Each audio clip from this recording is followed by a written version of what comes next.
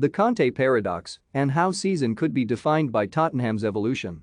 "I am the wrong person to ask about it because I don't like this kind of football," said Jurgen Klopp. It wasn't his style, low block, 3 at the back, which became 5, barely a third of possession with a team who, the Liverpool manager was keen to point out, had world-class players. He claimed he respected Tottenham, but his comments felt damning. "I cannot coach it," Klopp concluded. "Antonio Conte could. He makes it very easy for you on the pitch," said Ben Davies, who snuffed out Mohamed Salah on the Egyptians' 250th Liverpool game. Tottenham's draw at Anfield altered the equation in the title race and the top 4 battle alike. Above all, however, it felt a triumph of Conte's puritanism. Just when it seemed as though Liverpool might compile the greatest season of any English club and among the best of any club, along came Conte, a world-class manager with an odd hybrid of superstar and more prosaic players. "Our gameplan was perfect," reflected Heung-min Son, his scorer. Part of the paradox of Conte is that he invariably calls for an influx of expensive signings, forever giving the impression he is unhappy with the players he has, yet some of the greatest examples of his expertise come with more unglamorous figures he has inherited. Perhaps Davies will prove a case in point. A perpetually angry manager was, the Wales defender reported, very calm in the dressing room afterwards. Conte had coaxed and coached him. "He is a very detail-orientated manager," he said. "You know your roles, you know your responsibilities. If this man is running here, you know where you need to be. If you're defending in this zone, you know where you need to be." The level of detail he works to is incredible.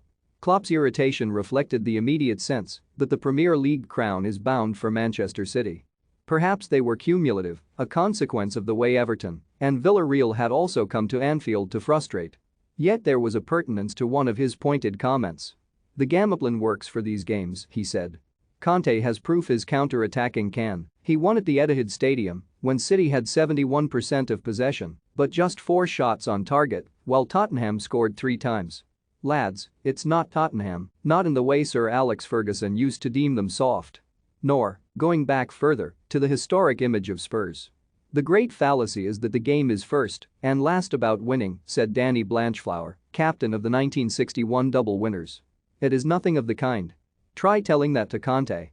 Jurgen Klopp was left upset by Tottenham's approach to stifle Liverpool, but perhaps, instead, there is a new form of Spursiness. Tottenham are alone in facing both City and Liverpool this season and losing to neither.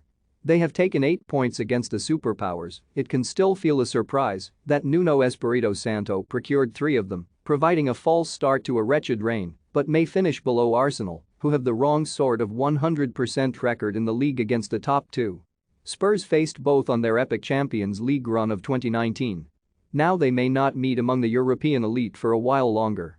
It is because Conte's gameplan has been both spectacularly successful and then strangely sterile against lesser lights in the sort of matches where, as Klopp hinted, the onus is on them to be proactive. They can hark back to February's dismal defeat at Burnley, 66% of possession, 2 shots on target and no goals. Thereafter, Conte showed he can be a pragmatic entertainer as Tottenham were prolific. Then, suddenly, they failed to record a shot on target against Brighton and Brentford, dropping 5 points, taking their destiny out of their own hands. The North London derby has long looked potentially decisive. "Thursday is huge," said Davies. "We know what we have to do going into it. There's no hiding from that. We have to go out there and put in a similar performance to today."